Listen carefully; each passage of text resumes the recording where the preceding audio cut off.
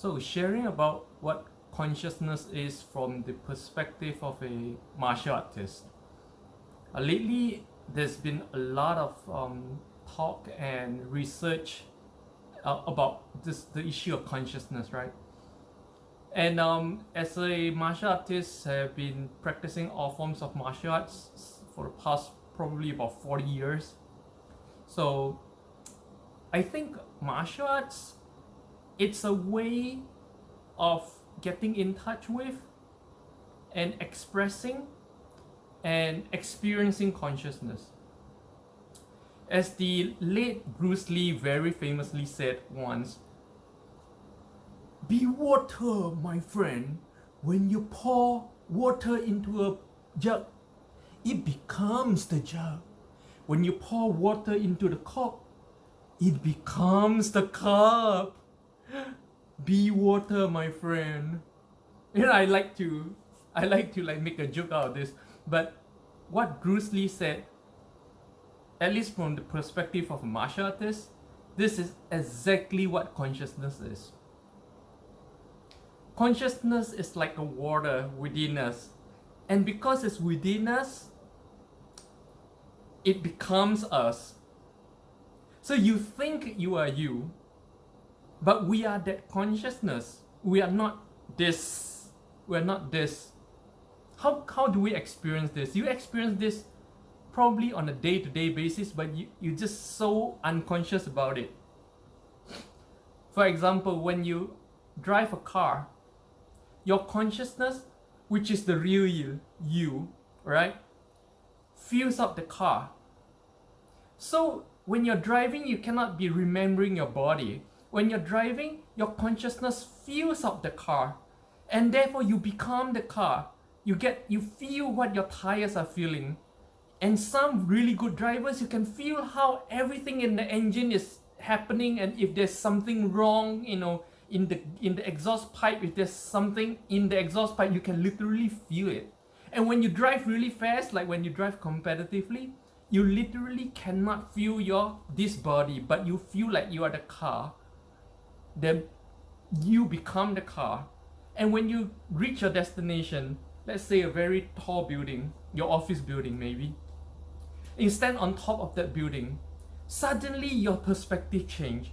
Your consciousness feels into that building. You become that building. How?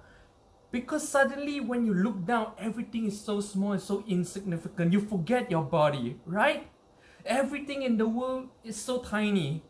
And then one day you go up a mountain, and top of the mountain you look down, your consciousness feels the mountain, you become even bigger, and now when you look down on the entire city, the city looks so small, so insignificant. You feel like you're so big, so much bigger than that. Why? Because you forget this thing and you flow and become that bigger thing. This is why in martial arts we say the sword and the person must become one. What does it really mean? It means pouring your consciousness into the sword. And this is the whole secret behind the perfection or higher stages of learning of Iaido, of the Japanese sword. You guys know if you've been following my channel, you know what I do in Iaido and Kenjutsu. It is not a method. It is when your consciousness is no longer limited by this body, but flows into whatever you're trying to achieve. This is when the perfection of technique comes from.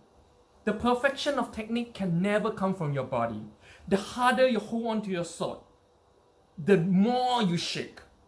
The harder you try to control the sword, the more it shakes, right? And so you become further and further away from the perfection of Iaido. It is the same in Aikido.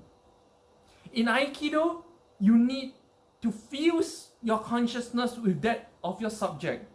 If your consciousness remains within yourself, you'll be pulling and tugging at people. You will be forcing your opponent into what you want them to do.